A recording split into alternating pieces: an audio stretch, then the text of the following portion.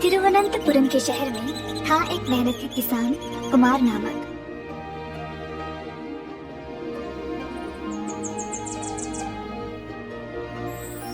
कठोर परिश्रम से उसने काफी पैसे कमाए। उसकी पत्नी का नाम था सुगना। कई सालों तक उनके कोई बच्चे नहीं हुए। बहुत पूजा पाठ के बाद भी उनको औलाद का वरदान नहीं मिला। कुमार की पत्नी इस बात से काफी परेशान थी। एक दिन मंदिर की पुजारिन उनसे मिलने गई थी। पुजारिन के आने पर कुमार और उसकी पत्नी बहुत खुश हो गए। आप यहाँ किस वजह से आए हैं पुजारिन जी? मुझे पता चला कि आप दोनों बच्चा ना होने के कारण बहुत परेशानी में हो। पुजारिन जी की ऐसा बोलते ही सुगना को लगा कि शायद उनके पास कोई हल होगा, तो वह उत्सुकता से पूछने लगी कि वह क्या करे। जी हाँ, आपकी इस समस्या का हल ये चंदन का टुकड़ा है। 3 बार गंगा नदी में जाकर स्नान करें और अपनी समस्या के बारे में सोचकर प्रार्थना करें। इससे आपकी परेशानी समाप्त हो जाएगी।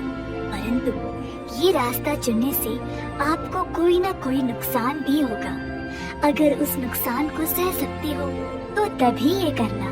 दोनों ने सोचा कि एक बच्चे से बढ़कर और क्या है, और इसके लिए वे कोई भी बाधा का सामना करने के लिए तैयार थे।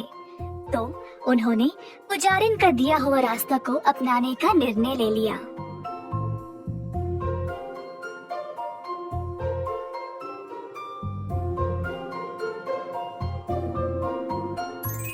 सुगना फिर गंगा के तट पर गई और चंदन का टुकड़ा अपने हाथ में लेकर प्रार्थना की।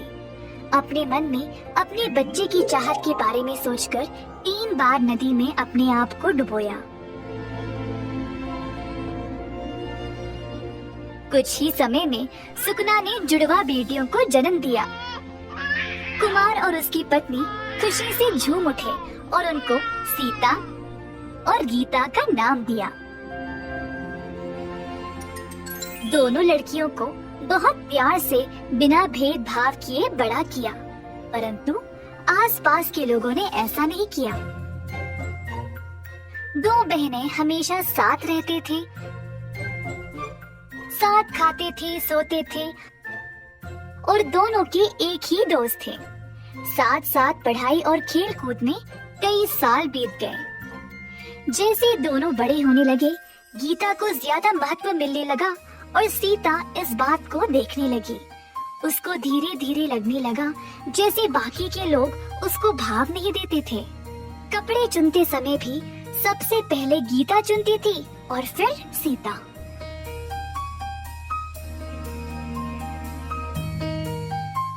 गीता को तैयार होने में मदद मिलता था, पर सीता की परवाह कोई नहीं करता था।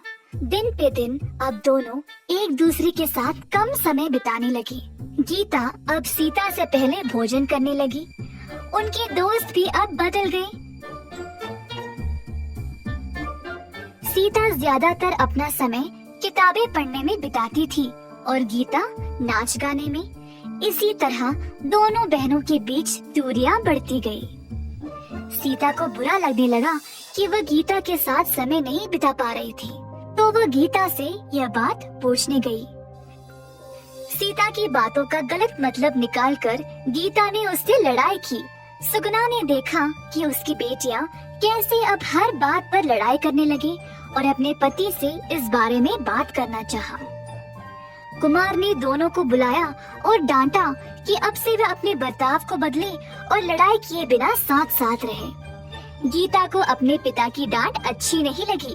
उसे लगा कि उसकी कोई गलती थी ही नहीं और फिर सीता से बात भी करना बंद कर दिया। सीता लड़ाई को खत्म करने और फिर से दोस्ती करने गीता के पास गई, पर गीता ने नहीं माना और लड़ाई करने लगी।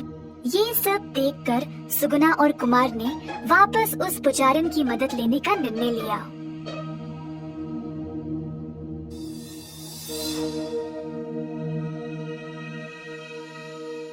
मैंने आपको पहले ही चेतावनी दी थी कि उस जादू से कोई ना कोई मुसीबत का सामना करना पड़ेगा। कोई बात नहीं, मैं आपकी मदद करूंगी।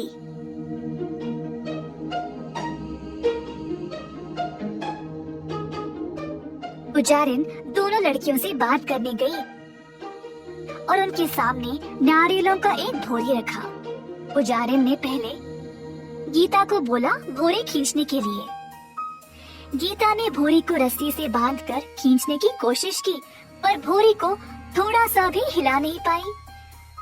अब थी सीता की बारी और वो भी असफल रही। फिर पुजारी ने दोनों को भोरी खोलकर एक एक नारियल बाहर निकालने को कहा।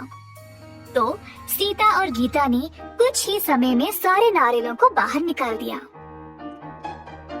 तो लड़कियों, इससे क्या समझ में आया? सीता और गीता को समझ नहीं आया और बस एक दूसरे की ओर देखने लगे। मैं समझाती हूँ, कोई भी परेशानी हो तो हमेशा एक साथ उसका सामना करना, फिर तुम उसको आसानी से पार कर पाओगे। अगर एक दूसरे का साथ नहीं दोगे तो कोई भी परेशानी का सामना नहीं कर पाओगे। तुम दोनों बहनें हो और जीवन भर एक दूसरे का ध्यान रखना चाहिए। तुम्हारे माता पिता हमेशा के लिए नहीं रहेंगे, केवल तुम दोनों ही एक दूसरे का सहारा हो। गीता को अपनी गलती का एहसास हुआ और अपनी बहन का महत्व। उसने सीता से माफी मांगी और फिर दोनों पहले जैसे साथ साथ रहने लगे। उनका रिश्ता अब और भी ज्यादा मजबूत हो गया। सुगुना और कुमार अपनी बेटियों को आपस में सुझाव करते देख बहुत खुश हो गए। इस कहानी से हमें ये सीख मिलती है कि बाहरी रूप महत्वपूर्ण नहीं है, सबसे आवश्यक चीज परिवार होता है।